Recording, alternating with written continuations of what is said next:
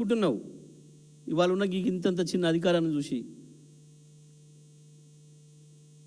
కేసీఆర్కు ప్రజల్లో ఉన్న అభిమానం యొక్క అధికారం ముందట నువ్వు ఒక చిన్న గడ్డిపోసవి.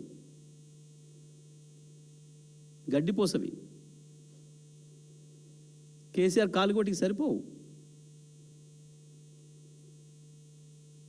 కేసీఆర్ ఒకనాడు బయటికి వెళ్ళి ప్రెస్ పెడితేనే ఇంతింతగా ఏడ్చి కుమిలిపోయి నీ బాబు శరణు చొచ్చుతున్నావు. ఏం మాట్లాడినావు?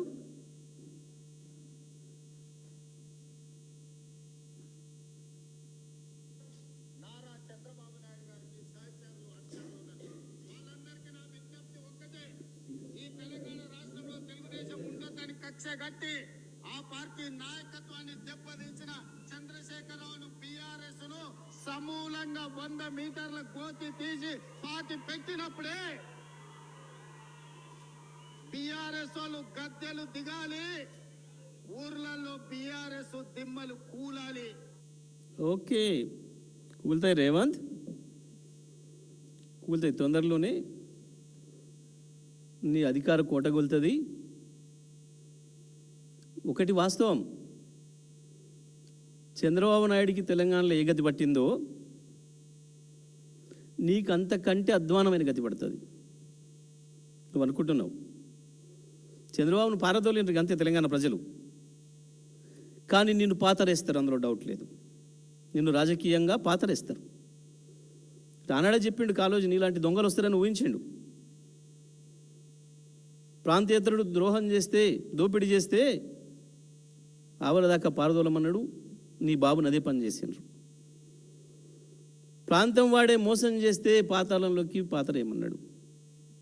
నీకు గా శిక్ష ఇస్తారు ప్రజలు. అల్పపడకు, ప్రగల్భాలు పేలకు. నువ్వు దన్నుకొని నీ దొంగతనాలు, నీ దోపిడిలో భాగస్వామ్యం అడుగుతున్నారని చెప్పి నీ మంత్రులపైన నువ్వు కుట్ర చేసి అదేదో మీ దోపిడి దొంగల మధ్యన పోటీపడి బయట పెట్టుకొని మీ ఇజ్జత్ మీరు రోడ్ల మీద పెట్టుకొని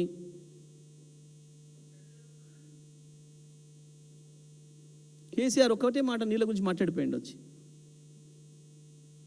తెలంగాణ నీళ్ళ గురించి కొట్టాడాల్సిన అక్కర ఉంది మనం అని చెప్పిపోయింది. ఎందుకు ఆగమవుతున్నావు? ఇలా దేని మాట్లాడండి? ఇప్పుడు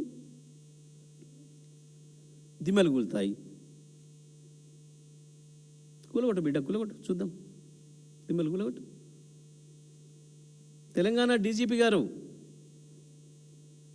తెలంగాణ డీజీపీ కావచ్చు, ఖమ్మం సిపి కావచ్చు, నువ్వు మాట్లాడిన వేదిక, ఎక్కడి నుంచి అయితే ఈ రాష్ట్ర ముఖ్యమంత్రి రాష్ట్రంలో తెలంగాణ బీఆర్ఎస్ దిమ్మలు కూడా కొట్టాలి అని చెప్పి పిలుపునిచ్చిండో తీసుకోవాలి చర్యలు. ఏం తీసుకుంటారో ఈ పోలీస్ అధికారులు చెప్పే నీతులు, మేము చాలా ఇది చేస్తాం, పరిపాలన అది చేస్తామని నువ్వేదైతే చెప్తున్నావో ఈ మధ్యన, తీసుకో చర్యలు. అదన్నా పేర్లు పెట్టకుండా వచ్చిన ఒక కథనం, దాని మీదనే ఉరికి స్పందించినావు. కానీ నీకు అదే ప్రతిపక్ష నాయకుల పైన, కేటీఆర్ పైనో, కేసీఆర్ పైనో, హరీష్ రావు గారి పైనో, నా పైనో, ఇంకా మా మిత్రులు ఇతర పైనో ఇష్టం వచ్చినట్టు నీ ముఖ్యమంత్రి, నీ కాంగ్రెస్ పార్టీ గాంధీ భవన్ నుంచి వచ్చే గోస్ట్ పత్రికలు, గోస్ట్ వెబ్సైట్ల నుంచి మమ్మల్ని ఇబ్బంది పెట్టే, మా కుటుంబాలు ఇబ్బంది పెట్టే, మమ్మల్ని హింస పెట్టే పనికి మళ్ళీ రాతలు 100 వస్తుంటే ఏం చేసినావు డీజీపీ? నీకు కంప్లైంట్ పంపిస్తే కూడా ఏం చర్యలు తీసుకున్నావు ఇప్పటివరకు?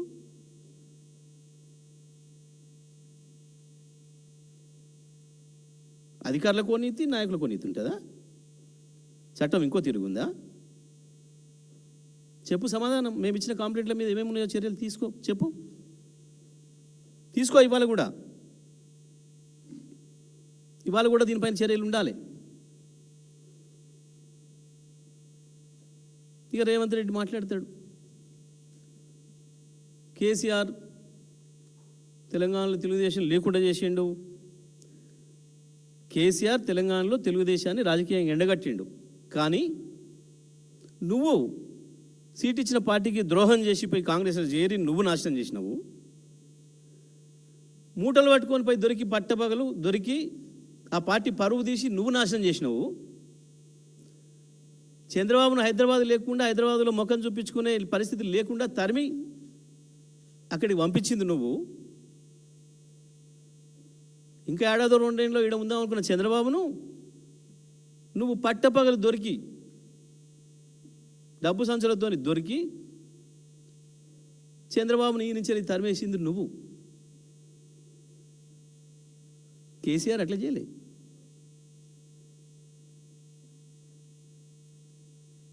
కేసీఆర్ నీ బాబు కుట్రలను ఎదుర్కొని హుందాగా ఒక విజ్ఞత కలిగిన రాజకీయ నాయకుడిగా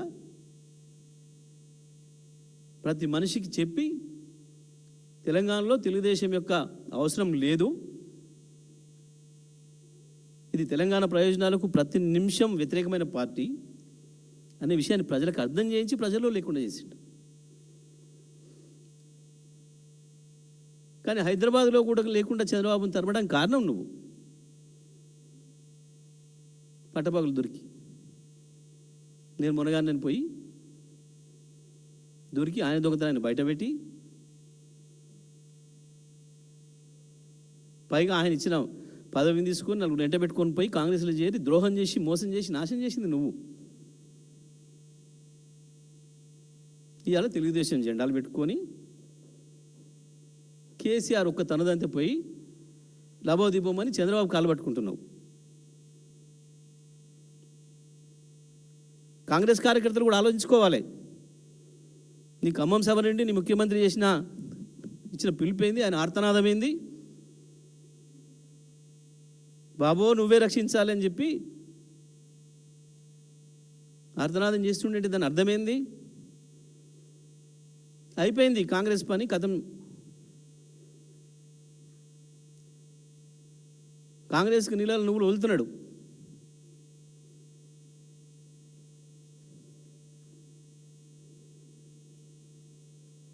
రేవంత్ టు మోడీ వయా చంద్రబాబు. నేను మొదటి నుంచి మేము ఏదైతే చెప్తున్నామో ఇలా బహిరంగ నిరూపితమైంది మీ అందరికీ. చంద్రబాబును వేడుకొని మోడీ దగ్గర చేరడానికి కాంగ్రెస్ నాయకులే మాట్లాడుతున్నారు, చాలా సీనియర్ కాంగ్రెస్ నాయకులు. ఉంటాడు ఎట్లాగూ ఇంకో 2 ఏళ్ళ దాకా అన్ని చదువుకుంటాడు,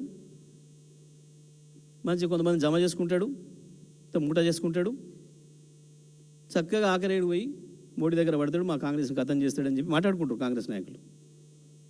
చిన్న వాళ్ళు కాదు, సీనియర్లే. అర్థమైపోతుంది అందరికీ. కొద్దిమంది అమాయక కాంగ్రెస్ కార్యకర్తలు ఎవరు ఉంటే కూడా అర్థం చేసుకోవాలి. విశ్లేషించుకోండి వాళ్ళు ఒకసారి వాళ్ళ ఆయన మాటలు.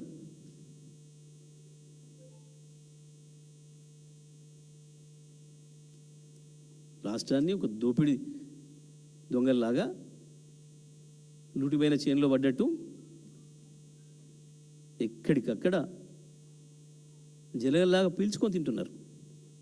రక్తం తాగుతున్నారు, తెలంగాణ ప్రజలు రక్తం తాగుతున్నారు. వీళ్ళంతా మొత్తం మంత్రులు, పాలకవర్గం అంతా. అది మీ ఆరోపణలనే, మీ మంత్రులు ఒకరి మీద చేసుకున్న ఆరోపణలు బయట పెట్టుకున్న విషయాలు ఇవన్నీ.